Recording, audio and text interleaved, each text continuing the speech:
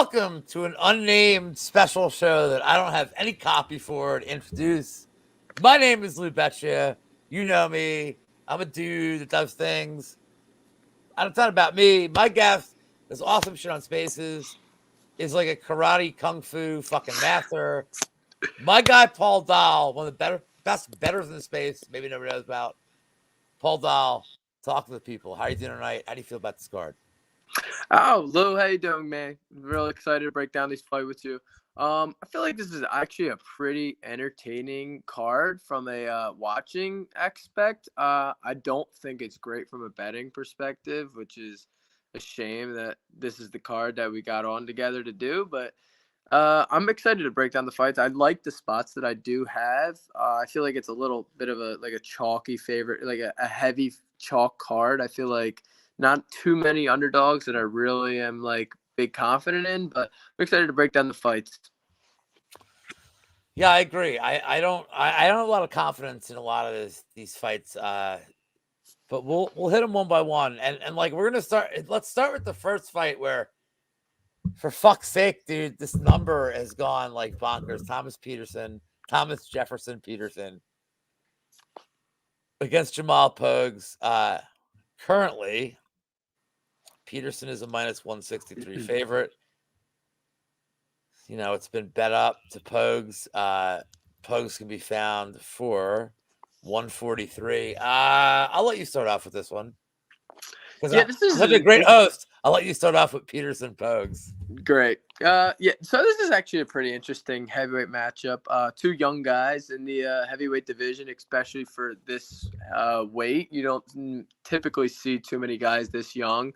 And I actually am pretty I feel like both these guys could have a high ceiling in the UFC. Like outside of the rankings, I feel like they're two of the better guys that could make a push to maybe get into the top 15 with a little more seasoning to their game. In Thomas Peterson, you have just a tremendous wrestler. Kid has been wrestling forever. I love his cage wrestling. He's great Greco-Roman wrestling. He does single legs, good throws. He doesn't seem like much of a control grappler. When he gets these guys down, he usually relies on just them being unathletic slobs, really, that really can't get off their back and just accepting like the bottom side control. And he'll just let Thomas Peterson just ground and pound him to a finish. I feel like anyone who has a sense of grappling efficiency, like defensive, like to stay safe on bottom and can work their way back up and has decent cardio and the heart, I feel like could give Thomas Peterson some problems. And I feel like Jamal Pogues kind of fits a lot of what could give Peterson problems. Jamal Pogues has a sensible ground game. We saw in the Alex Polizzi fight, he got taken down a bunch, but he was able to stay out of bad positions, stay out of dominant positions, work back to his feet plenty of times. I don't love the takedown defense from Pogues. I do feel like he's by far the better striker. His jab, I really like his jab. I really like his conditioning, which could give Peterson a lot of problems if Peterson starts to slow down. We saw him in the one fight where he had where he was like with the one fight where he got extended and was seeming like he wasn't sure what he wanted to do. After 4 minutes, he was looking at the clock, really tired. And I feel like Jamal Pogues can really expose Thomas Peterson's gas tank if he doesn't get finished in round one, which I don't see very much. I think Jamal Pogues does a real good job of locking up a half guard, not letting people pass, working to get back to guard and working to get back to his feet. So I feel like it probably has to be a Jamal Pogues or pass. I mean, he has the experience advantage. He has the cardio advantage, the striking advantage. I don't love the takedown defense and the way Jamal Pogues has looked in his last fight against Mick Parkin, like how sloppy he looked. I feel like Thomas Peterson can win a lot of minutes in the grappling. He did look to more control grapple in his contender series against that big guy Chandler Cole, which I don't think Jamal Pogues will accept on him as much, but I feel like we could see Thomas Peterson maybe get his first decision here. That was going to be a prop to consider and maybe bet if we were doing that kind of show. But yeah, I think from a money line perspective, it would probably be Jamal Pogues, but I would look to attack a Thomas Peterson decision or an over bet in this spot. Great breakdown, dude. Thank you. A tremendous breakdown for a shit fight. So I will make this like short and sweet, or shorter and sweeter. I think that I can't get to Peterson at this number. Like I can't. Pogues looks good. Like, he's had some Instagram pictures. Like, he looks like he's not on this trajectory of gaining 15 pounds every fight, which I think is like really important. Maybe he's taking it seriously. Like, this is a guy that fought light heavyweight for a lot of his career, and like maybe he just starting to like get a handle on how to work his body. Dude, he's getting used to his body at like 240, 250. Guy was used to his body at like, 205, 210. I would say, I would say never bet this fight. Like, there's just so many. There's fights that are okay to like sit out, but I mean the steam has gone to the Pogue side. I understand that he's the more proven commodity than Thomas Peterson. I would say this is a live bet fight. You might hear me say this a couple times tonight. I feel like this is kind of more of a live bet fight for me for Pogues. I don't know if Peterson, like you're saying, Peterson decision, and I love the idea of it. I don't know if Peterson can wrestle for 10, 12 minutes. And if he can, I think a decision's easy here, because Pogues is not like even if Peterson gasses, this isn't like Magny Malott. Pogues isn't like raining ground and pound. He's not like some great finisher. He's kind of like tame. He's low volume. He's like low risk, low impact. If you think Peterson wins the first round at a high clip, and I do, then I think Pogues live, you're going to get him at like plus 250. Maybe that's the way to attack this fight. I'm not interested in Peterson as a money line. I'm not interested in Peterson as in the distance here. I think it's minus 163 and plus 140. I would need a lot more from a debutant than plus 140 in this kind of fight. So anyway, we are moving on from this turd to a fight that I think is like fucking tremendous. Markel Medeiros against Landon Quinones. I will start this one off. So the important thing, first of all, is that Quinones has gotten a lot of steam. Fight odds has him down to plus 107. So I'm going to sit this one out completely from a betting perspective. I'm just going to say this right now. There are fights that it's okay just to sit back and watch and be like, I don't need to have an edge. I just want to watch the fight and enjoy it. I'm impressed with both of them. I mean, I know that I feel like, but Quinones is getting capped right now. And I think this is a very important thing. He's getting capped on a loss that was short notice, but a very competitive loss to Haqparast. And it wasn't too long ago, and I feel like a lot of the steam is that they're capping him on a close loss. They're giving him excuses, and it's one thing I don't like to do as a capper, is be like, well, he was competitive, but I'm sure you'll give us a lot here. Like, Medeiros on his regional tape has given me no reason to think that he's not like a fucking animal. His range striking is really good. I mean, yeah, Quinones took a lot of punishment from Haqparast, but like Haqparast, again, he's not like some volume knockout guy. Like, he took it, he fired back, he took the fight on short notice. It was across the world. I still think Medeiros is like way better here. I think he's way more tactical, especially from range. I expect no wrestling in this fight, but that's what I have Paul Dahl here for, to tell me that if I'm wrong or right. I still favor Medeiros. I want nothing to do with betting this fight, though, like at all. I think this is just a great fight to watch, and I don't need to be involved financially. Paul, what do you think? Yeah, I think you're pretty much right that I don't really think we see too much too much grappling from either guy here. I did bet Markel Medeiros at -150 for 1.5 units. I was quite shocked by the line movement as it was coming down. You're like the catch warrior of CLV. Yeah, it was bad. It was bad. Like I was shocked that it came down that much.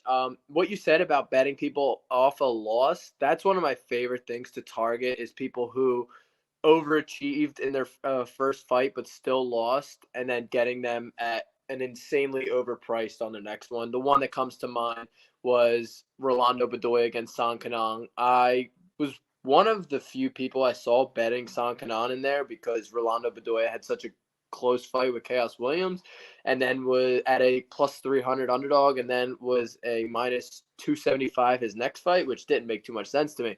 And I feel like that's a lot of what Landon Quinones is here. I feel like people see the Nazareth Hackbar fight, and even though he got 30-27, he was just like, oh, he landed a lot of strikes and he kept it somewhat competitive, even though he clearly lost every single round in that fight. I don't. I feel like Markel Medeiros is the much more athletic guy here. I think he hits with a lot more power. I do agree that Landon probably has the volume edge here, but it's more of just peppering strikes, not really anything that's too damaging. And I don't feel like Markel Medeiros is going to respect what Landon Quinones is going to be throwing his way. And you watch a lot of Markel Medeiros' tape, and you can see when he's winning and when he's losing. He's winning when he's the one coming forward, putting the pace on, getting the leg kicks off when he can. When people are in his face, walking him down, he seems to be lost a little bit, and that's when he's not sure what to do, and he starts to look a little like questioning himself and starts to look bad in fights. But that's not really what Landon Quinones does. He's fine letting people march him down. Hack Press had him against the cage for a lot of the fight, and he was just like countering off the cage. If he's going to try and counter off the cage against Medeiros, I think is going to hurt him bad. So I like Medeiros at -150. I personally thought the -175 was closer to accurate. At the -125 he is now, I think that's a really good buy low on him. And I feel like you're kind of fading the prospect who overachieved in his last fight, and if he got knocked out in the first round against Hack Press, is he even almost even money in this fight here? I don't really think so. Yeah, and I wanted to pull up the stats here. I wanted to, just before we move on, so I had it written down like this Quinones fight.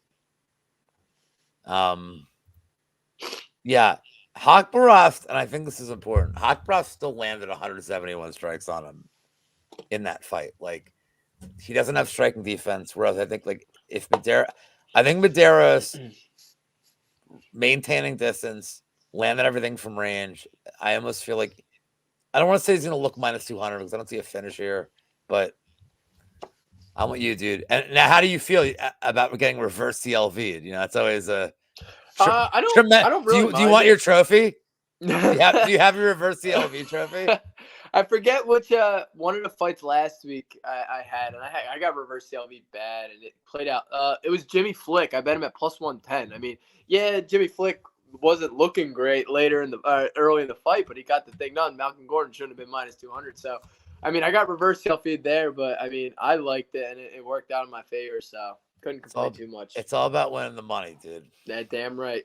So as I smoke a cigarette to leave you with this barn burner, you left me with a good one. Well, but I'm gonna say because I find this fight very intriguing, but not for like watching the fight reasons. Stoliarenko versus Lana Carolina. Carolina's best win is flawed because it's against, I'd say, Loopy on 1 week notice, up a weight class. And then everybody just assumes Stoliarenko is like, oh man, she's gonna dominate and do arm bars. I find this fight intriguing, and the number on the betting line, it's -133 now for Stoliarenko. I have some hot takes, but this is, it's our show, and this is your turn. All right. Well, so I do have a bet here as well. I bet Julie Stolyarenko at -120 for 1.5 units. I still feel like there's value at the -130. I personally capped her about -175 in this matchup. Um, yeah, I feel like that Luana Carolina has been a bit of an overachiever in the UFC. I don't really rate her very highly in the flyweight division. I think that her ground game is pretty bad and just hasn't been really exposed much except versus Ariana Lipsky, which was that weird knee bar. I don't even think her striking is really that great. You see her like closing her eyes when she gets into striking exchanges. She does have good takedown defense, but you see Julia Soliarenko is not really a cage wrestling kind of person.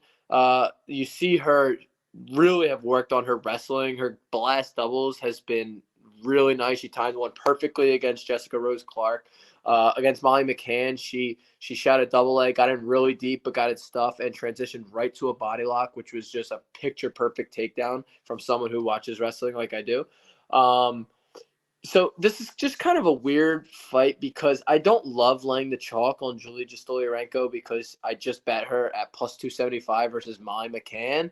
But I just bet Luana Carolina +185 against Ivana Petrovic, who is a grappler who people expected to dominate Luana Carolina, but now she's a +100 against someone who is a better grappler than Ivana Petrovic and has UFC level experience.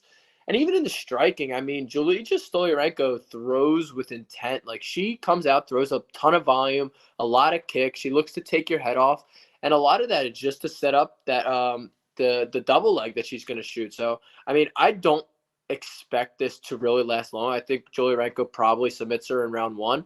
But I mean, I think she can get takedowns in the center of the octagon pretty easily. I don't think Luana Carolina's takedown defense in the center of the octagon is very good. I think her cage wrestling defense is very good, but we haven't really seen many people try and blast double her. But I do think Julia Steranko probably gets her down and probably submits her in round one. But I just took the money line. I feel like that's I feel like that's a safer bet than than the the sub. What do you think, Lou? What's your hot take?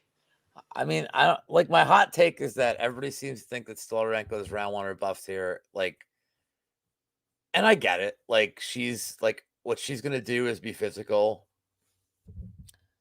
and go for a round one submission here. But I guess where I'm like, I guess here's where I'm confused because I look at market a lot and it's like you just mentioned that you made a big bet, you hit a bet on Stolyarenko +275 against Molly McCann, and I also had that same bet. I didn't get it the number you did, but I had her at dog prices. And we're going from Stolyarenko at like, +250 range to this. And this doesn't make sense to me because the one thing about Luana Carolina, she's not like hugely like not big volume on the feet, but she's pretty physical at this weight class. And like, I wonder if Stolyarenko will like if Stolyarenko doesn't get that first takedown, like Carolina can keep us on the feet, it becomes like this just jab, jab, jab fest. And then as the fight goes on, like to me, Stolyarenko does not have a plan B. I was on her for round one sub against Jessie Rose Clark. I had her money line against Molly McCann because I had a weird feeling like don't bet the round one sub, even though it hit. Because I didn't get greedy. I'm like, dude, I'm getting a good enough number here. I don't know. There's something up about this fight for me. And like, and I mentioned live bets before with Pogues. I mean, this is like if you can get Carolina at like plus money after one, I doubt you will. Like, I doubt it. But if you can get her anywhere like -150 range or under after one, hammer spot, dude. Because I don't think Stolyarenko has like a plan B. I don't think she has cardio to go 15 minutes. I think she's, if this fight hits round two, what does Stolyarenko look like, Paul? She's probably gone for like 4 or 5 takedowns easily, failed at them, and then she's going to start shooting from like really long range, and Carolina's going to piece her up. So I I don't know what to make of this fight. My hot take is that Carolina round 2 is kind of an interesting prop. Because I think if Stoliarenko does not get everything off, I think that Carolina is going to like just absolutely blast this cardio dump person. And her round 2 prop is it's like 14-1, which I think is. I kind of think if this fight hits round 2, don't you think Carolina is just like mollywhopping her? I wouldn't say that per se. I mean, we saw Don't say her. per se. Per se is a banned term on this channel, sir. My mistake. My mistake. Won't happen Per, again. per se. Per se. Oh man! But so I mean, we saw Stoliarenko go to the third round with Julia Avila, who before Avila had what's up, Mushroom? Before we saw Avila have the pregnancy, I mean, and Julia Stoliarenko was winning a lot of exchanges in the second round, and even in the first and second round, and in the third round she did start to slow down. But I don't think Carolina's cardio is fantastic, especially when she's forced to grapple. I think she really starts to slow down then. So I mean, if Julia Stoliarenko is getting her work off in the first round, getting takedowns, I do think we'll see Carolina slow as well, and I do think that the striking is going to be like sloppy, like not really sure who's winning the striking exchange. I don't think Carolina has like a drastically favorable striking in this fight. I really don't. All right. Well, let's move on from this crap to a fight that I actually have a bet on. Blake Builder against J.Y. Lee. Also, must be mentioned, the JYD, the Junkyard Dog, is better than the J.Y. Lee here. I will make this very short and sweet. I think the way to bet this, I'm waiting for the number, is J.Y. Lee round 1, round 2. I just don't love Builder. He has no strike defense, and this isn't anything to do with like, people talking about like his UFC run. I think people forget like when we taped this fucking dude against Alex Morgan, like Morgan had some sass, then Morgan got caught. Dude, his Carvalho fight in CFFC, like he's getting tagged. Like the Buenafente fight, he's getting tagged. Shane Young made him Shane Young hadn't fought in like since 1983, tagging him. This guy has no striking defense. I feel like his skill set's not bad, but Zhang Yong Lee is like literally the worst kind of matchup for Builder. He's going to come out the first 7 minutes, going to come out hot. He's just going to look to get like an absolute fucking knockout. As soon as he hurts somebody, everything on Lee's regional tape is great about. He hurts somebody, he doesn't hesitate. Like he's down on the dude. This dude's just savage. I think Lee round 1, round 2 KO is the play for me. I don't know if you feel otherwise. Like I know people love Builder, but like I just dude, his strike Shane Young, it was like tagging this dude, man. Like I can't. Yeah, I tend to agree. I do lean to the Jung Young Lee side. I don't have a fantastic read on this fight from a money line perspective personally. Yeah, with Lee, you have someone who's just got a incredible, just an incredible explosive strike, incredible offensive output. He's a crazy offensive fighter. Just big punches, big 1-2s down the middle. He's really good. He really loves his high kicks, his body kicks. He's extremely powerful. He's got a really opportunistic submission game as well. And then you see he's just when he hurts people on the regional scene, even like he just throws bloodthirsty, reckless abandonment, just trying to kill the person. And that's something I just love. He's like someone like a Sung Woo Choi, like just like an all action barn burner type of guy. And to me, Blake Builder is just such a question mark, even through his first 2 UFC fights. I mean, I really don't know what this guy is good or not good at. He seems to have really good footwork and really good conditioning. That's the 2 things that I really feel like are like really UFC level in his skill set. But I feel like that Jung Young Lee probably does end up hurting him really early in this fight, like we've seen plenty of times. I personally bet the under 2.5 in this spot at -115. I feel like it's either Jung Young Lee early or Blake Builder later. I feel like he can get takedowns and kind of break Lee. We saw Lee really start to slow down against Yi Jia, who I feel like is kind of a similar style to Blake Builder. But I feel like the under is really underpriced at a pick'em. I mean, Lee's last fight against Yi Jia, the under 2.5 was -230 again, and now it's a pick'em against someone who we know has durability concerns and is a more proven finisher than Yi Jia. So I feel like at -115, I feel like you kind of have to. You feel like you have to kind of have to take that shot on the under, You're especially very. after the big market overcorrection from the under going from -230 to -115. I definitely like the under, and I want my people to know you're just making up names now. Yi Jia, Jia Yi. I'm in touch with my Asian fellas. No, that's great, dude. I've been to a lot of strip clubs in my life. Okay, another fight that like I kind of have an interesting take on. I think this is you first. Themba Yeah. Gorimbo against Pete Rodriguez. Themba Gorimbo, now endorsed by The Rock, the president of WWE, UFC, the world, like training MMA masters now against Pete Rodriguez, coming off, an expected but solid win against, everybody's favorite Twitter personality, Mr. Mike.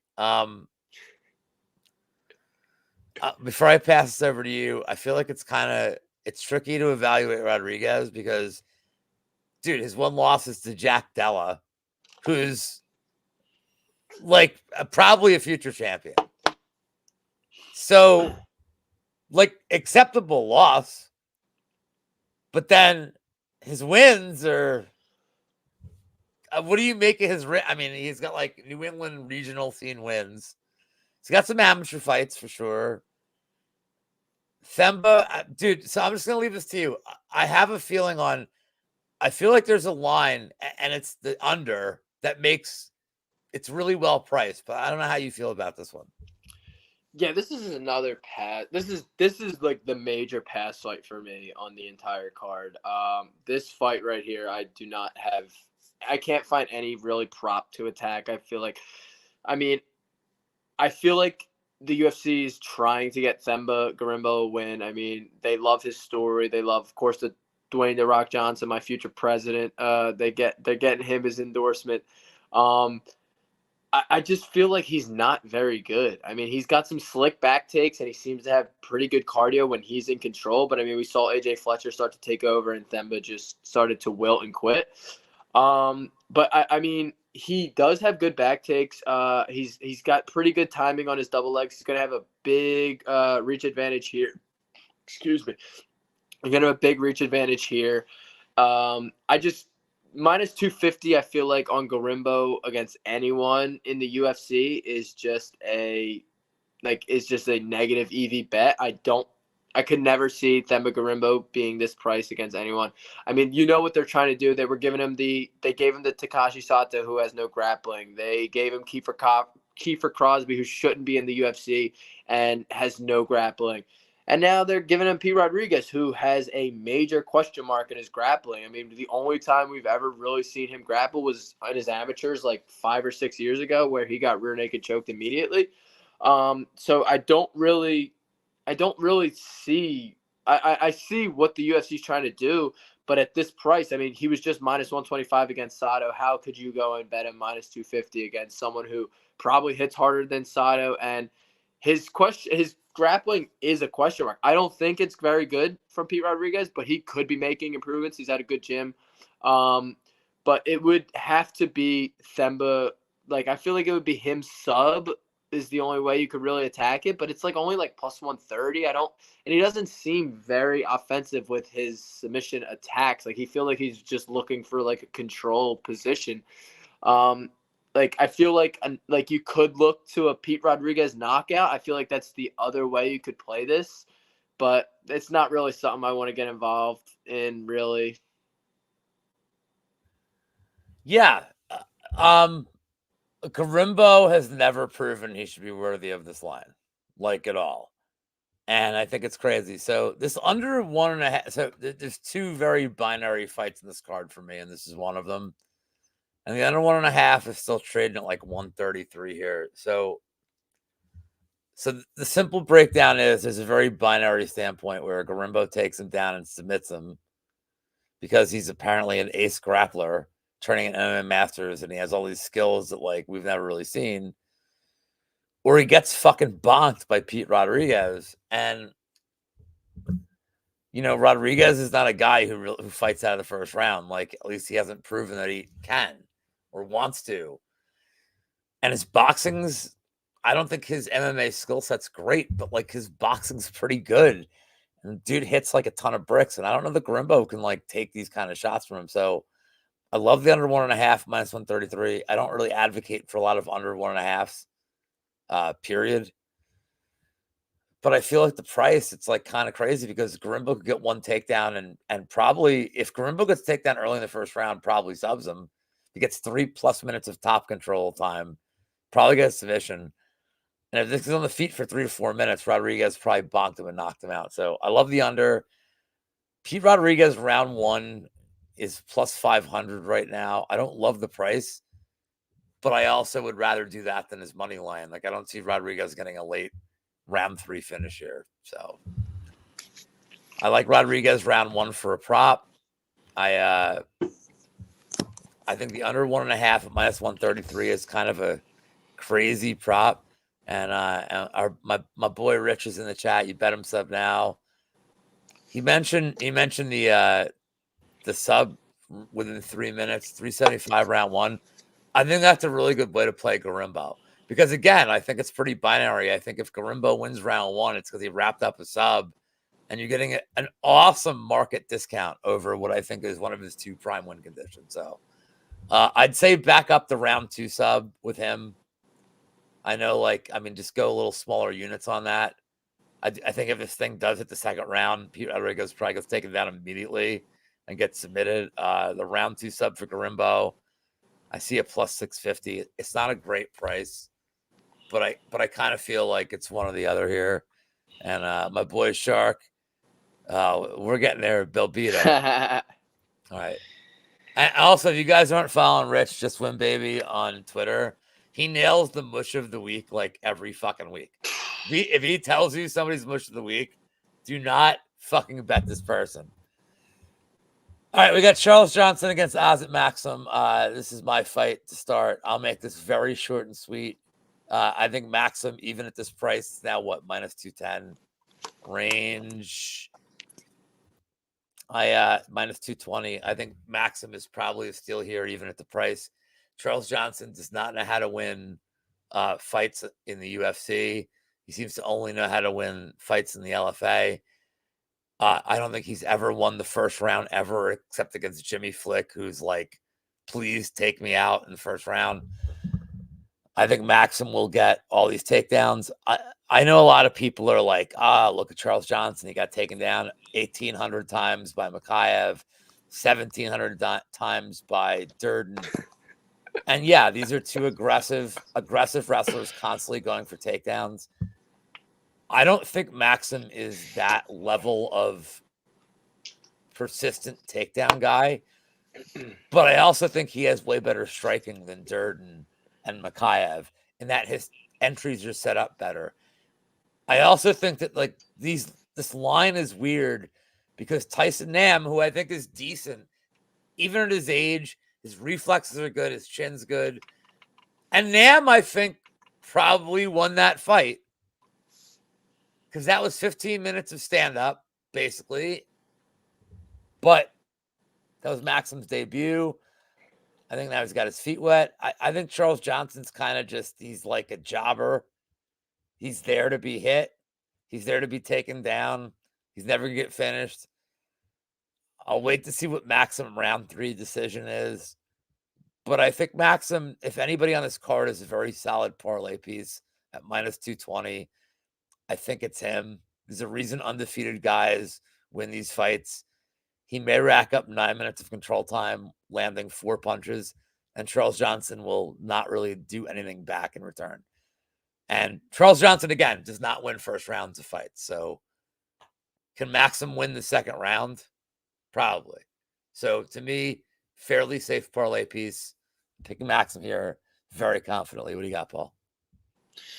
Awesome. Well, so now I got my actual breakdowns in front of me. The first fights that we've been doing, I've been going off the top of my head because I've been doing it on the StreamYard on my phone. Buddy, I wrote my notes. I wrote my notes 2 hours ago. Dude, I had all my notes on my phone and everything with real good breakdowns, and I was like, all right, bet I'm going to do it on her laptop, and I couldn't get it figured out, so I've just been going freehand. So now she gave me her phone so I can just read it off here. But yeah, this is a fun fight here. And you just can't imagine this fight going any different for Charles Johnson than his last 2 fights against Cody Durden and Estevam. Maxim coming into the UFC, one of these Kazakh monsters, like a little mini Shavkat. Well-rounded fighter, real high-level wrestling and grappling, a very developed striking game as well. I feel like Maxim doesn't have the wrestling the other Kazakh flyweight Amabayev does. But when you're fighting Charles Johnson, it really doesn't take much. I mean, Charles Johnson seems to find ways to get taken down and end up on his back. And once he gets taken down, he turns his back, gives up his back, and loses just a ton of minutes from that position. Johnson taking another short notice fight that is very unfavorable matchup for him. I feel like Maxim is one of the most well-rounded guys he's faced in the UFC. And it's just hard for me to not see Maxim taking down Johnson, taking his back, and just winning all the minutes in this fight. I even think that the striking is probably competitive here. Maxim really crisp striking. His hands are never never in the wrong spot. They're always really good defensively. His shots are never looping. They're always straight down the middle. He's got a really nice teep kick. Johnson, much of the same goes for him. He's a really solid striker. So I feel like the striking is pretty competitive. And I feel like if it's a close fight striking, once you add in the wrestling for Maxim, I think the price is justified. I love Maxim by decision in this spot. You don't really ever finish Charles Johnson. I mean, he's fought higher level jiu-jitsu guys. Like Estevam is a really good submission grappler, and he was really never in much trouble on the mat there. So I feel like Johnson can stay safe, but he's probably going to end up losing this fight. And Maxim by decision at plus money, I feel like is the right way to go here. Yeah, I just want the round 3 just in case. I always like that backup. And we don't have the parlay odds out yet, but if you can find Maxim at Maxim plus over 1.5, and it's a good number on your books. I mean, I think we're in agreement with like kind of how it plays out. I'm just looking for like a little backdoor here, as opposed to the Mug Shorties post that I posted an hour ago, where all the backdoors are available right there. And here is the fight. It's just working out this way, Paul. You're just getting all the women's fights to start. Oh, I like this one. I like talking about this one. Molly McCann and Belbita. I'm just going to pass it off to you before I say what I have to say. Yeah, I mean, it's a rematch between these two at a lower weight class than before. And there's a reason they're matching these two up again, and it's not to have Diana Belbita avenge her UFC debut loss. It's to get Meatball Molly back on track against someone they know she can be handled like she did the last time. I just lost my notes. We saw Molly could get Belbita down whenever she wanted, and after Belbita got tired, we saw Molly able to pass her to dominant positions and smash her on top. If Molly follows that same game plan, it's hard to not imagine this fight going the exact same way. You saw in the last fight, Molly was also a minus 600, and she pretty much covered it. So I feel like we're kind of getting a discount on her here now at minus 250. I mean, obviously the UFC wants Molly to get back on track with her whole Barstool sponsorship. I mean, that brings a lot of eyes on the sport. You see the clowns, Dave Portnoy jumping around after she gets a big win. That brings a lot of attention to her in the sport. And you look at all of Molly's losses in the UFC, and it kind of surprised me looking back. I mean, they all came against women who have significant grappling advantages over her. I mean, Julija Stolyarenko, Erin Blanchfield, Tyler Santos, Laura Procopio, Joan Robertson, all 5 of her UFC losses came to girls who were able to just dominate her on the mat. When Molly faces someone who she has the grappling advantage over, or it negates itself, she's the one that's more than likely she's the one who has gotten her hand raised in every single fight. And I think it's the same here. I never really loved betting Molly at chalk, but I feel like she's a pretty solid parlay piece here. I parlayed her up with someone later in the card, actually. Yeah, one bite. Everybody knows the rules. All right, one bite.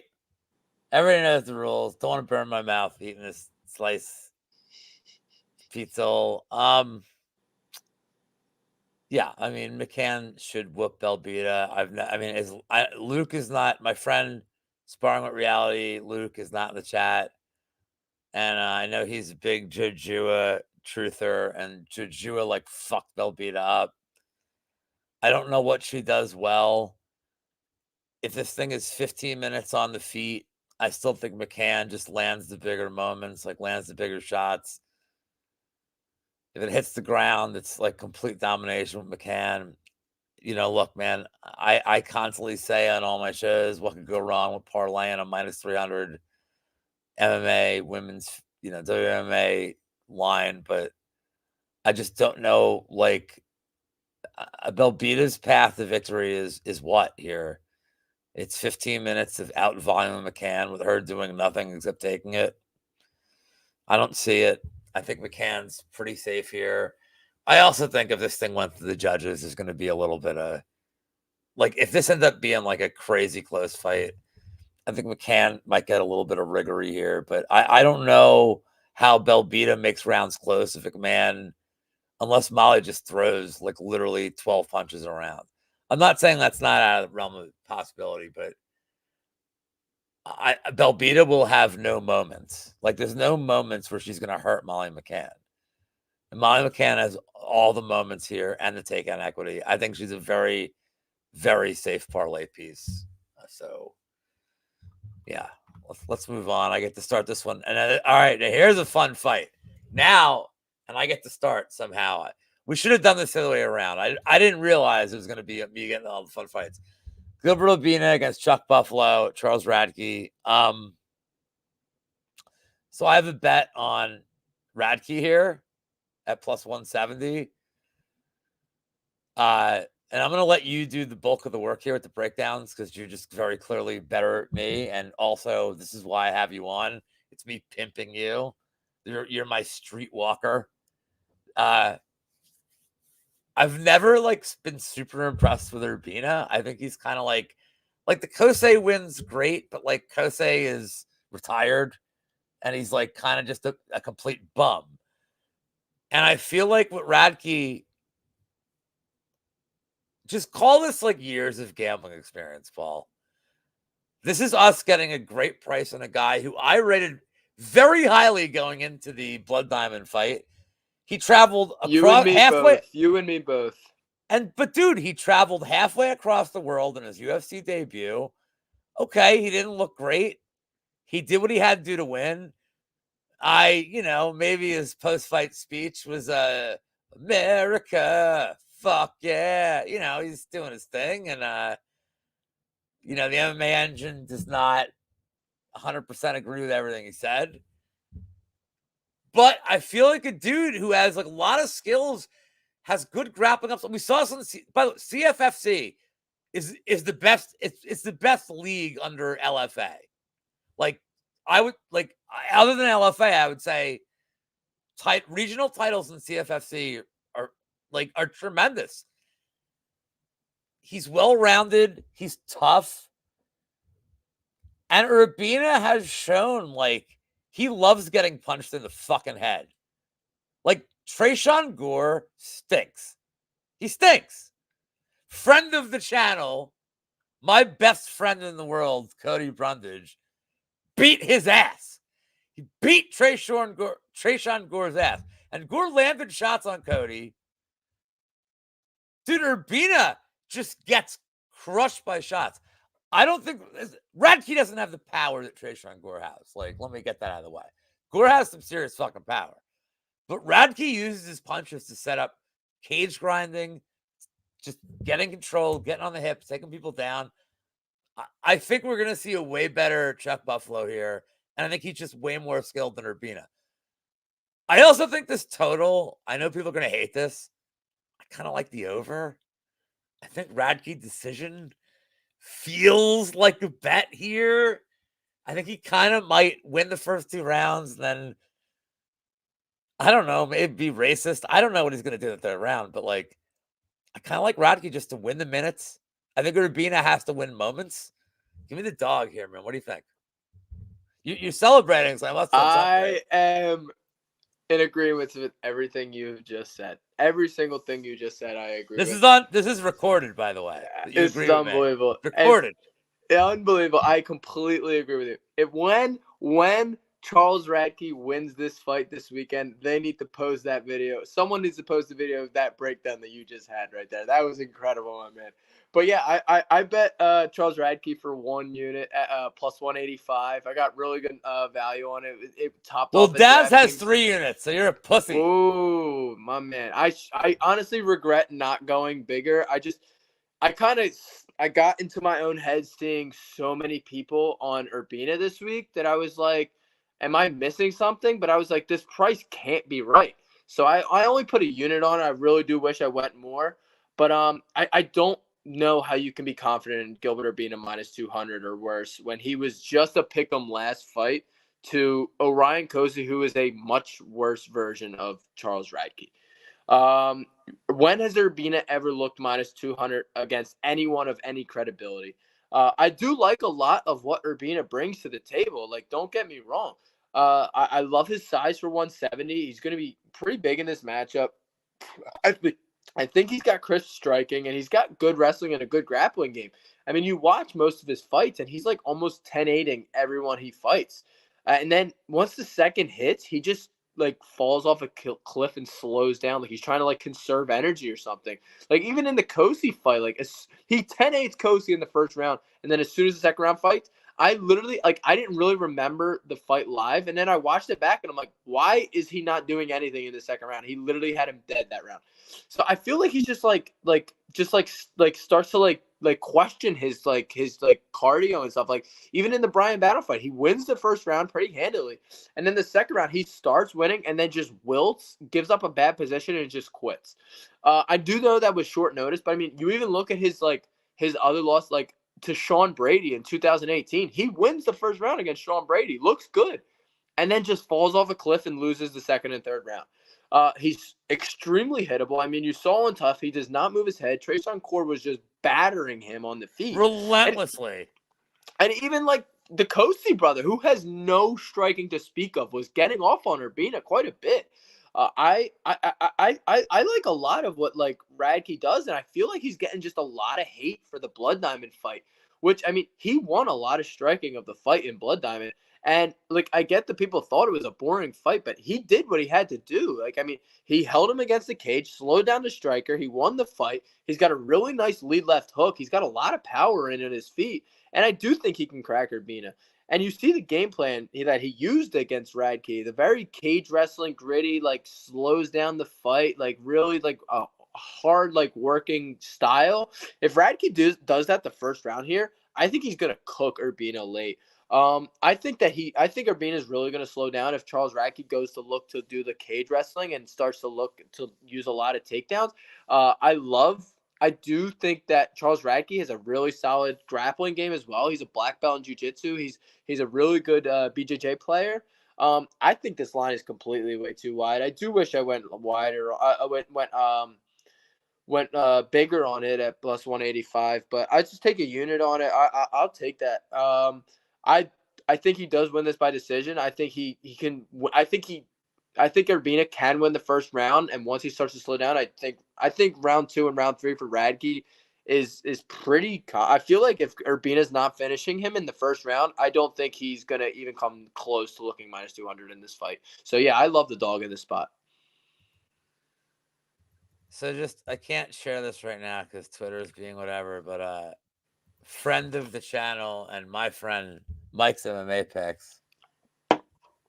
I don't know if you're a fan of Mike's MMA. Hold on. Love Mike. Love hold Mike. on. Hold on. I gotta do something real quick. Oh shit. I like it. Oh yeah, man. He's talking about Trick Williams, future Yeah. WWE champion. My friend Mike's on Apex wrote, "No one loves a low leg kick more than Joe Rogan."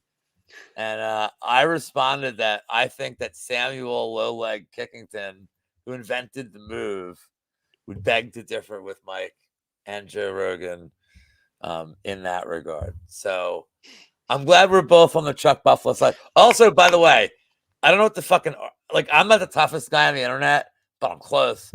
And I've never been beaten up by somebody known as an RGV bad boy. The fuck does that mean? I know what RVD means. I don't know what RGV fucking bad boy is. Did you just call me Rob? Rob Van Dam. Oh, my name's Rob. I thought we were like cross promoting there. Okay, now I'm giving you what is not a women's fight.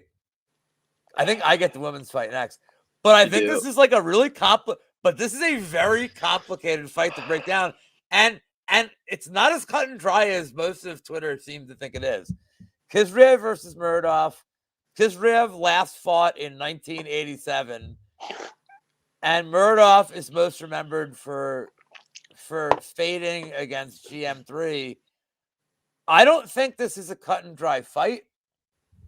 I'd love to hear what you think, because this isn't about technique, Paul.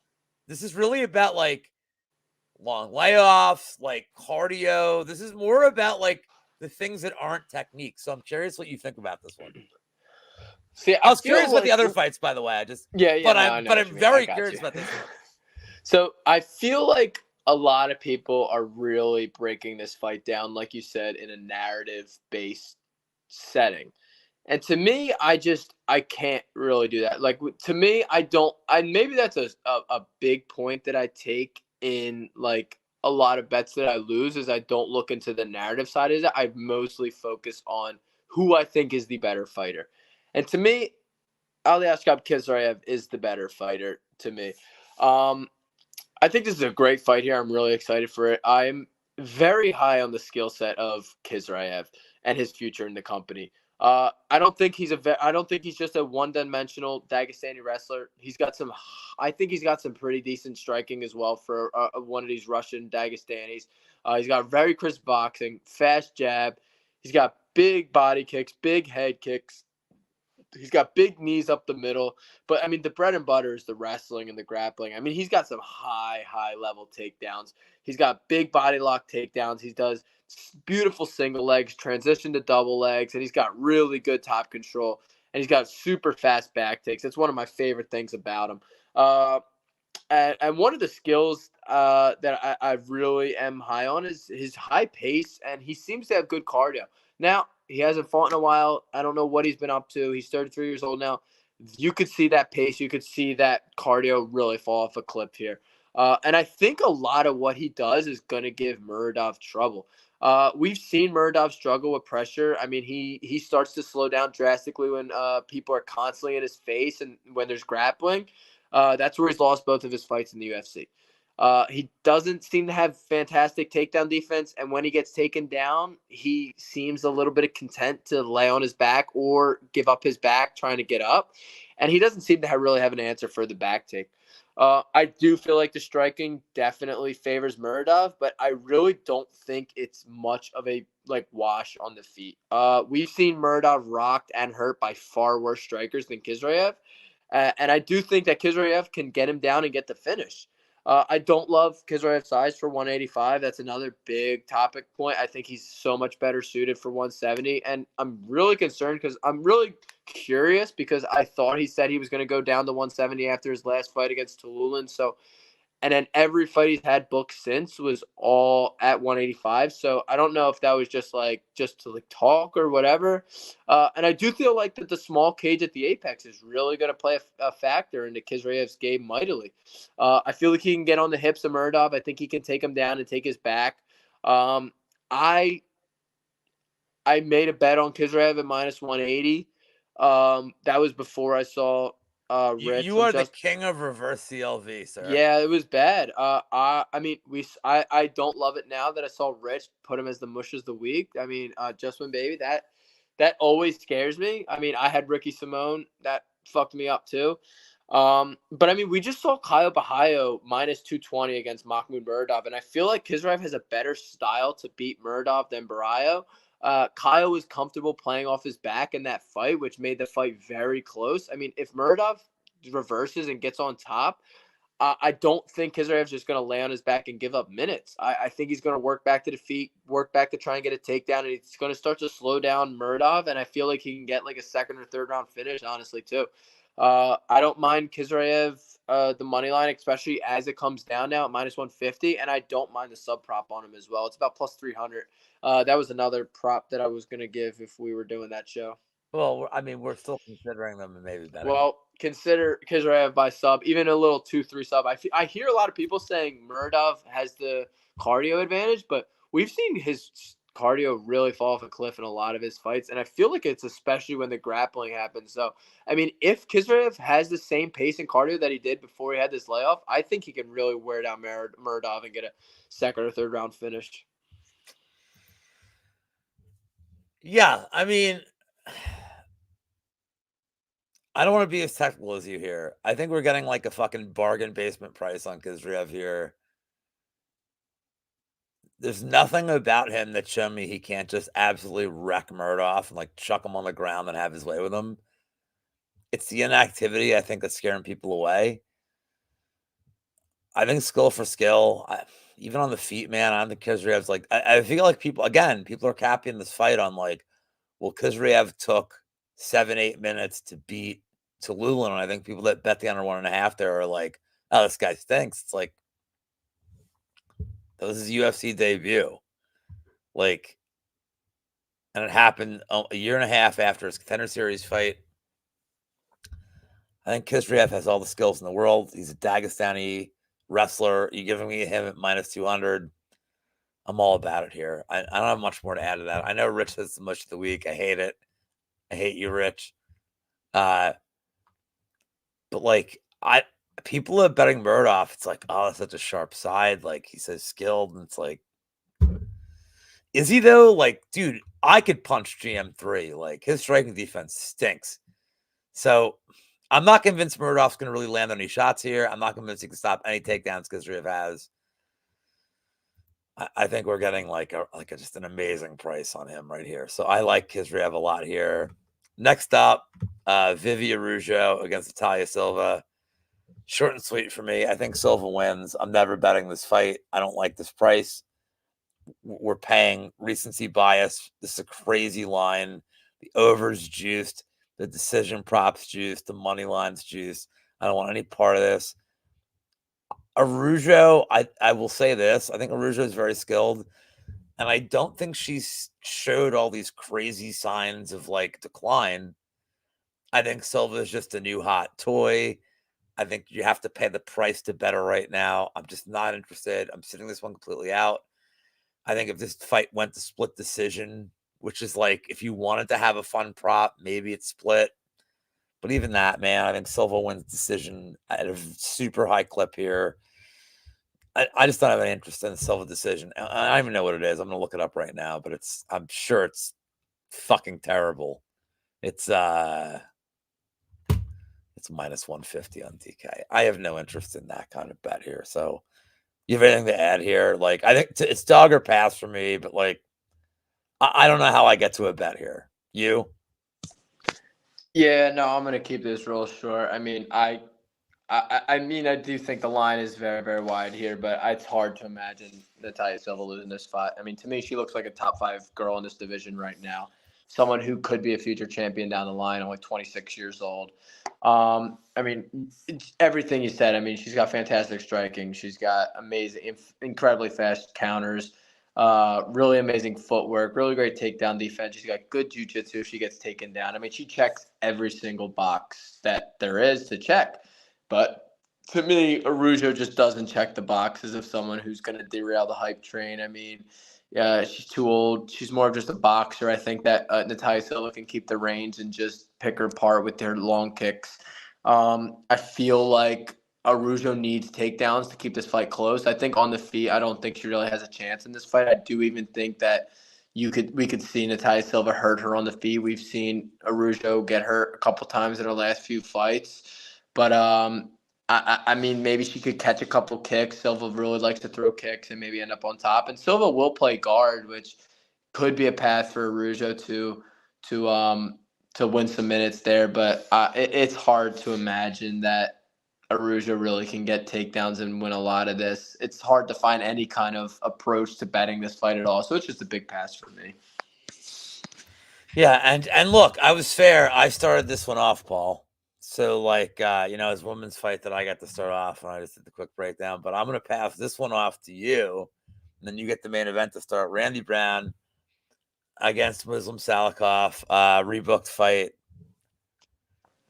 I always hate breaking down fights for the second time, but I do a lot of content. You don't. So like, I mean, for me, this is like, ugh. But what do you got? And like, I'll set you up. Like, the Salikov's age. How does Salikov's age affect this bet at all for you? I think that Salikov's age has a lot to do with this fight, actually. To me, I think this is a really good matchup for Randy Brown here. I think he has every advantage you could have in a matchup. He's going to be taller, much longer, much younger. He's going to have the speed advantage. He's the much, much higher volume guy. And I think he even has the grappling upside as well. I mean, I've had a really good read on both of these guys, especially Salikov.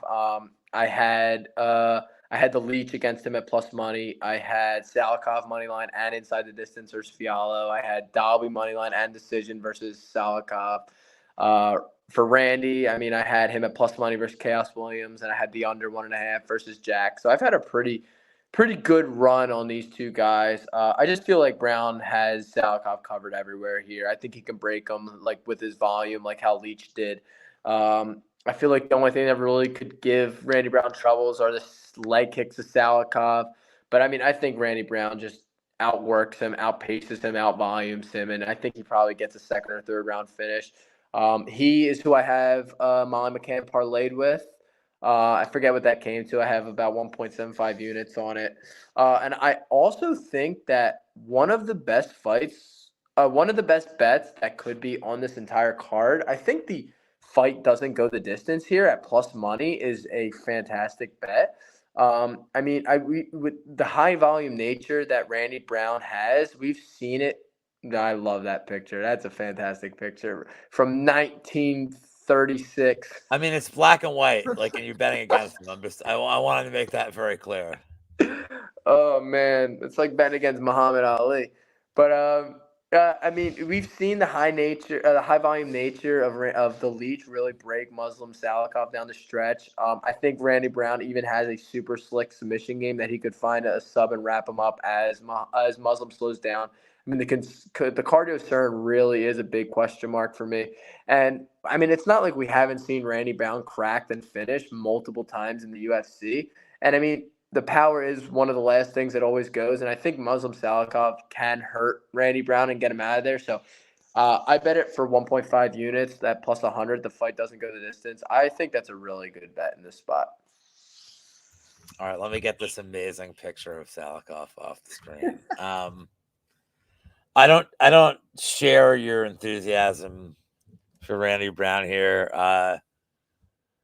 When they booked this fight originally, I said it was dog or pass for me. Like, I liked Salikov the price. Now we're getting like kind of a wider price by like 20 cents.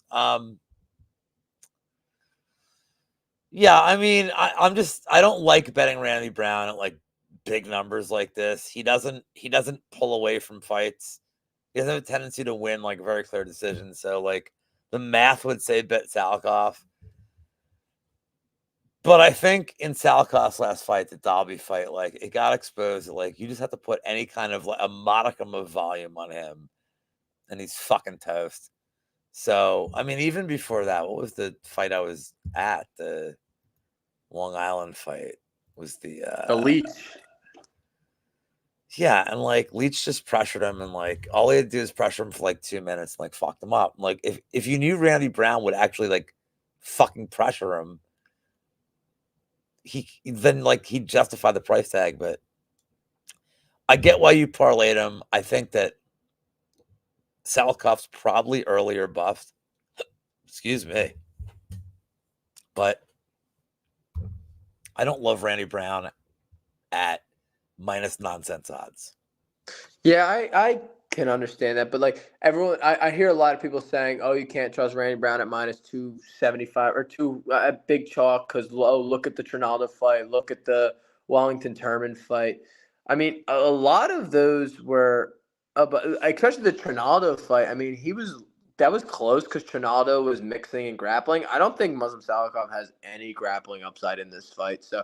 Yeah, I think Muslim Zakov could hurt him in the first round, but if it doesn't end in the first round, after the first round, what do you make Randy Brown in this fight? I don't think Muslim Zakov has much to win outside after the first round, to be honest. No, I don't know what his decision equity is, but I think back to like, I mean, you didn't mention the Turman fight. It's like Turman, dude. But Turman has at least a threat of the takedown. So like maybe Randy Brown had to be tentative. I don't like Randy Brown at the price. I think Randy Brown wins. Again, I think he's his parlay piece, probably pretty safe. But like, this is a fight that like, I hear you. Like it makes me sick to bet him at this price. But I will start this one off, and you get the main event to start. Moicano and Dober. I'm not going to give like a hardcore breakdown here. I'm going to give a betting breakdown more than anything else. And like I talk to Pepe and Big Steve all the time. Look, man, this line is blown up like completely out of fucking control. I think this is a very binary fight to me. I don't love Moicano's takedown entries. Jesus Christ, dude. I got like a fucking something's attacking me. All right. Good. I think Moicano could very easily take Dober's back. He's got to get inside to do it. I think Dober hits a lot harder than I don't have my notes in front of me, but I was looking at the dudes in Moicano's face, and I'm like, I think Dober hits is the hardest guys ever. Like Riddell does not hit hard. Hernandez definitely has some pop. Jai Herbert hits hard. Dober hits way harder than him. Like Hadzovic, I don't know. I mean, Aldo, I guess. But even Aldo is not like Aldo is almost more of like a volume KO guy than Dober. I don't know, man. Like I think Dober, and I would even say this. This is not me getting greedy. If you can find like Dober in under 1.5 rounds and get like if you can get like plus 280 or better, I like that so much here because again, like if Moicano gets one takedown, he probably even if he just gets the back while they're standing up, like he gets to his back against the cage, it's probably the end of the fight. Probably. Like I don't think Dover is going to be able to escape the slick shit that Moicano can do. Paul, so I'm on Dover here just because it's a numbers play. If I think it's a pick 'em, if I think it's binary, I have to take the dog. I want you to explain before you do your breakdown, explain this line movement because do you not think this has gotten just kind of out of control? Yeah, I think that. Like, where do you line it at? So after I did the tape on this fight, it was a little after there was a little bit of line movement and it was Moicano, I believe like minus 130, minus 135, and I was like, that seems exactly what it should be. Like I honestly thought minus 130, minus 135 was exactly where it should have been. And I didn't think there should have been really any movement because I felt like it was such a 50-50 fight that either Moicano gets a takedown and submits him, or Drew Dober keeps it standing and knocks him out. I felt like there was like really no other really scenarios in this spot. I did lean the Moicano side because I felt like the disparity in the striking was less than the disparity in the grappling. So I did think that you should slightly favor Moicano. But, I mean, Moicano doesn't often go to the grappling, and it's going to be his first fight back in about a year and a half. I think he's always talking about this Money Moicano stuff. I think he's going to look to like put on like a little bit of a show to start. I think he's going to want to like keep it like he's going to want to like start and like bang. He likes to strike. And I mean, Dober just throws heat, man. Every single strike he throws. I mean, he throws the way he does. I mean, I feel like if Moicano doesn't get him down and submit him, I think Drew Dober is going to knock him out. I bet Drew Dober at plus 220, 230. Yeah, plus 230. Wait, that means you had good CLV. That can't be right. Wait, I have good CLV on someone else's fight. I forget who did I mention? I forget who I said that I have good CLV on, but I agree with George here too. Dervishin is not human. I just don't know that Moicano is the guy to like. yeah, I don't think he's the one that's he doesn't And it can't be the strategy. No. So I told myself, I was like, whatever is the more plus money, I was going to bet whether it was Moicano sub or Drew Dober knockout. I said whatever has bigger plus money, I was going to bet. I thought it was super close fight. Whatever the book was giving me that's saying this isn't going to happen as much, that's what I was going to bet. I mean, like, I feel like if Moicano wants to stand, it's going to end poorly for him. I mean, I think Drew Dober's the much faster guy. He throws heat with every strike. He's got nasty body kicks from southpaw, and we saw Alex Hernandez go to that a couple times versus Moicano, and Moicano's hands started to drop. He did not like the hard body kicks to the liver from Alex Hernandez. And when Moicano's striking, we still see he has his chin way up in the air, and he's just like waiting to get knocked his head into the third row. But yeah, this fight just seems like such a 50-50 fight to me. I told myself I felt like it was just whatever was bigger plus money, just take that side. Once the line blew out, I'm shocked the line's blowing out this much. I saw it go up to like minus 150, minus 160. I was like, okay. I mean, yeah, Moicano can win this on the feet. He can outpoint him on the feet maybe a little bit, so I understand the line. But yeah, I like the Drew Dober KO side, especially at plus 230. And I feel like the under 2.5, the alternative is a really solid parlay piece. I mean, I cannot see that. I really do not see this fight going long. I feel like this is going to be a absolute barn burner. So I don't have the Moicano clip queued up. I can only assume George means this fucking money. I gotta make the fucking I don't know. I also, this is not like an invitation in my wheelhouse, but yeah, I mean, congratulations on CLV. Finally, Paul. Finally, you beat one on this card. What's the other one? I don't know, but I'm really looking forward to this fight. Like a really good fight. And then Radke plus 185. I got CLV on that. So all right, there you go. And he's still like Chuck Buffalo. That's all right. Radke doesn't stand a chance if I got CLV on him. So and we're gonna end with the main event, which you're gonna start with Dolidze versus Imavov. It's so funny because I feel like this is definitely not a fight that's going to attract people that don't love UFC, like don't follow the sport MMA at all. But like, and I don't think it's easy to bet. I do have a betting angle here, but I think it's a super interesting fight for a lot of reasons. And as friend of the life Mike's MMA picks would say, questions will be answered. There will be questions answered here. Yeah. Also, before you start, Dolidze has in fact, like on DMs, threatened Brady, which makes me like love him and fear him. So like I'm here for that as an angle on this fight. Imavov has never threatened Brady. no shit.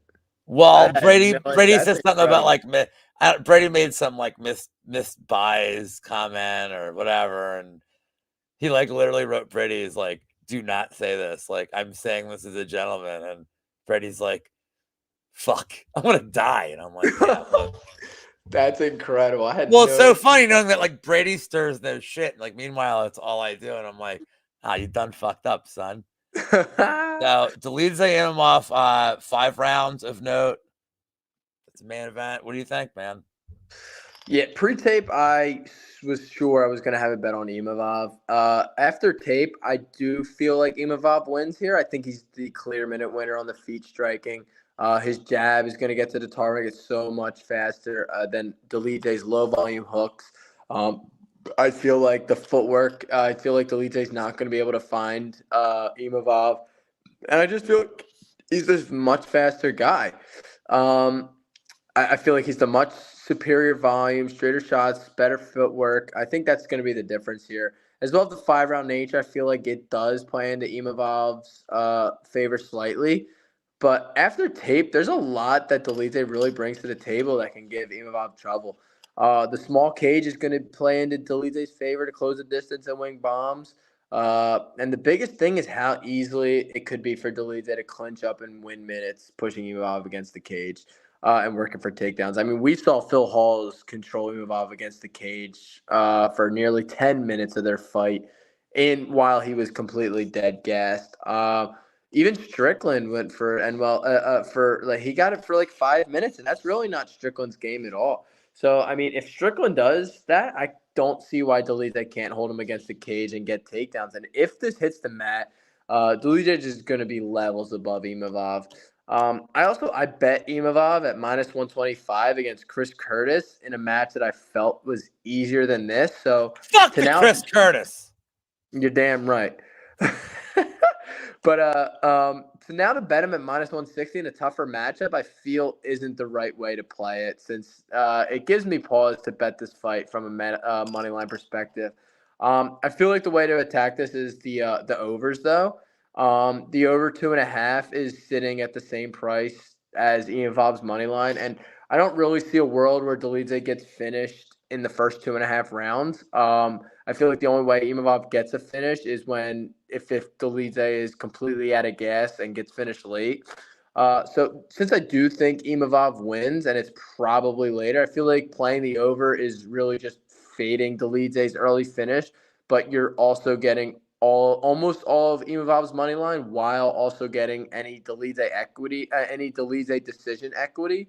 So to me, if you like the Imavov side, like I do, I feel like the over is the better way to play this fight than the Imavov money line because of just how incredibly durable Delize is. I am 100% with you. I was gonna say there's a couple angles I like here. I saw the over 3.5 is about even money. Goes the distance plus 180. Imavov decision plus 275. Like Delize, I know he wins these like fucking meme wins. I get it. The Vittori fight's really interesting because to me, and I'm like a Vittori guy. I'm a Dago, so like of course, like I fucking eat up all Vittori's fucking stupid shoes, his dumb fashion. Like I'm here for it. But like, what's Vittori's game? Walk forward, have no movement, and just like slug. And I think the leads it. Like, look, man, I had a bet on Vittori in that fight, so like I'm gonna be a little bit biased. But I've watched it back and, like, Delize won that fight, dude. I thought Delize probably won the first 2 rounds of that fight. And then but also he ate a lot of shots, and Vittori's not knocking anybody out at this point in his career. But like, in this fight, he's not gonna have the opportunity to have that kind of fight. Imavov's gonna dart in and out. He's gonna use his, like, range. He's probably gonna, like this is why I love the overs, is gonna be Imavov landing, like, 40 strikes to, like, 12 each round, and none of them are going to be like moments. He's just going to out volume. He's going to pepper him with shit, and he's going to win boring rounds. And people are going to be like, "Why was this the main event of this fucking card?" I think Imavov's decision is very likely here. And anybody else saying like, "Oh man, Imavov's cardio looked bad against Curtis," so I can't stress enough. Fuck Chris Curtis. And Curtis, if you're looking for a 5-round main event, look no further than your fucking boy Lou Betcha. I will fuck you up. It won't go 5 rounds, bitch. 5 seconds before I send you with a baseball bat out of the cage. Wham! Whammy! Sorry, I'll save more of that. Tune in tomorrow night on the happy hour for more of my thoughts on Chris Curtis getting a main event. If he does, I'll fuck him up. What's the line on that? What's the line on that? Oh, in a cage fight, he's like minus 18 million. Even if they give you a baseball bat? In a street fight, he's like minus 140 against me, even at my age. Because all I have to do is one thing to like make him angry, and then he's gonna be crying on the ground. This isn't fair. Like, will his lawyer be there? I mean, like, I don't need this fucking shit. I just wham! Here. See this? Chris, I'm up. I'm just hitting Chris Curtis with like weapons and Contra right now. I have so many advanced veteran tricks I can fucking do to Chris Curtis, and all he has is this. Yep. I mean, I watched that fight with Barriol. I can avoid, Especially with a bat in your hand. With a bat in your hand, dude. This son of a bitch has that fight against Barriol. He's like, oh, I'll do magic in a 5-round main event. Oh, yeah, magic for my sleep. You're like melatonin, you bitch. Please. Anyway, back to this fight. I feel like with Imavov, he expended a lot of energy those first 2 rounds against Curtis, and I think that like he's learning, dude. He's still really young. He's still developing a skill set. I think he's learning how to pace his cardio, but the skill set in terms of like his range management, and now he's like mixing takedowns in. I think Imavov's like really good. I really have always thought he's really good. I think the price tag is justified. I think he wins his decision at a pretty high clip. The leads is like weirdly tough. So like I just think like if you like Imavov and like over 1.5 is like minus 140. That's kind of weirdly okay. I want to cut down the price, but just play at Imavov. I like that a lot. And of course, you know, like the calf slicer or like the flying toe hold. Like if you like here, let me ask you this before we sign off here. And I'm going to close this down. Do you think there is that Dolidze has any decision equity at all? Yeah. What does he need? What does he need to do to win a decision here? I think that he kind of looked like the Lorano Staropoli fight, where he can just hold him against the cage a lot. And I mean, we've seen that Imavov is pretty content to just relax against the cage. I mean, we saw in the Phil Hawes fight, he just kind of sat there against the cage. But yeah, so I think that's really Dolidze's only, and like maybe getting around from like a knockdown and winning that round. But I don't see too much. I feel like most of Dolidze's win equity is probably early. But I do feel like most of this time that this fight does go over. So I feel like a lot of the time that I feel like it's about half. I feel like it's probably closer to about maybe like 30 or 40% of Dolidze's win equity as a decision, because I do think Imavov is very, very durable. So I feel like that Dolidze can win minutes just holding up against the cage, maybe getting a takedown. Dolidze seems more dangerous in his jiu-jitsu from on bottom than on top. So I feel like maybe he can get some takedowns and just hold Imavov down. I don't think Imavov has the greatest get-up game in the world. I think it's okay, but I don't think it's the best. And he's So French. I do think he's French. That does play a lot into the factor of him not being great on the mat. But yeah, so I do think that Dolidze can win minutes here. So it's just from a money line perspective, I think it's a tough fight because like I feel like I've never really had a great read. Obviously, I've bet against Dolidze so many times. I could bet against him with Hermanson, and I bet on him. I bet on Vittori against him. Someone else, Phil Hawes, I bet against him. So I've had a bad time betting Dolidze, and I feel like if I bet him again, it's gonna end poorly for me. So I'm fine just kind of passing from a money line, but I feel like the overs are a good spot. I do like the fight goes the distance too. I feel like that might be Crazy number. Yeah, I feel like fight goes the distance. Guys. Yeah, I feel like the fight goes the distance is a pretty sneaky way to play this. All right. Well, we have covered the card a random Wednesday night because I just want to do content, and who better than my buddy Paul? I think it's the third time we've done a show, second or third. I think it's the third. Paul, tell the people what you're doing, promote yourself, tell them about the spaces you've been doing every week, because I think that's pretty badass. Go ahead. Yeah, so I mean, I really just started doing this year. Started doing spaces every week on Twitter every week. It's a different day every week, so just it's whenever it fits into my schedule.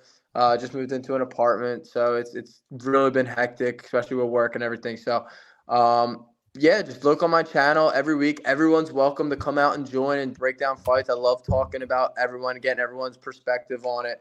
I feel like I know what I'm talking about when it comes to betting this. So if you want to listen to what I got to say, it would really mean a lot to me. Give me a follow, PaulDow_MMA. Yeah, it's Lou. Thanks for hitting me up about 2 hours ago, 3 hours ago to do this. I had nothing. I mean, it was just me and just getting ready for dinner, and I saw the text, and I was like, "Yeah, absolutely." So anytime you ever want to hop on and talk some fights, dude, just let me know. I'm always down for it, brother. Sorry, I got blown up by, I can't mention his name, but he's a Twitter account that is a professional fighter that does other podcasts, and we're talking about Mug Shorty shit. Like, he just discovered it. No names. I'm like, oh yeah, this is the greatest account. That's Twitter should have no accounts other than fucking Mug Shorties, dude. It's the only account that matters. And also, they're either fixable or they ain't fixable, and that's it. I think my girlfriend's got her headphones on. She knows. We're just gonna watch some.